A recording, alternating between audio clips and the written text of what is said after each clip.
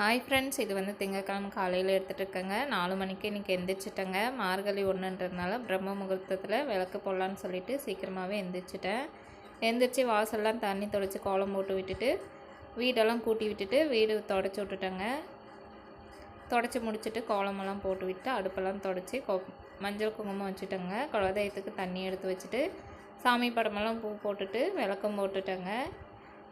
இன்றைக்கி நல்லபடியாக 5 மணிக்கெல்லாம் பிரம்ம முகூர்த்த விளக்கு போட்டுட்டேங்க. விளக்கு போட்டு முடிச்சுட்டு சமையல் வேலையை ஸ்டார்ட் பண்ணிட்டேங்க. சாப்பாடு வச்சு விட்டுட்டு டிவியில் சாமி பாட்டு போட்டு விட்டுட்டேங்க. தம்பி கரெக்டாக 5:30க்கு எழுந்திரிச்சிட்டான். மாமாவும் வேலைக்கு கிளம்பிட்டாங்க. தம்பி குளிக்க போயிட்டாங்க. அவனுக்கு சுடு தண்ணி போட்டுட்டு குளிச்சுட்டு கடைக்கு போயிட்டு வந்துட்டாங்க. இன்றைக்கி வந்து ரசமும் வெண்டைக்காய் பொரியலும் செய்யலாம்னு சொல்லிட்டு செஞ்சுட்டு இருந்தாங்க. தம்பி கடைக்கு போயிட்டு வந்துட்டு பால் வச்சுட்டாங்க. அவங்களுக்கு சாக்கோஸ் போட்டு பால் குடிச்சிட்டு எனக்கு டீ போட்டுட்டு இருந்தாங்க. சமையல் வேலைலாம் முடிச்சுட்டு எடுத்து வச்சுட்டேங்க.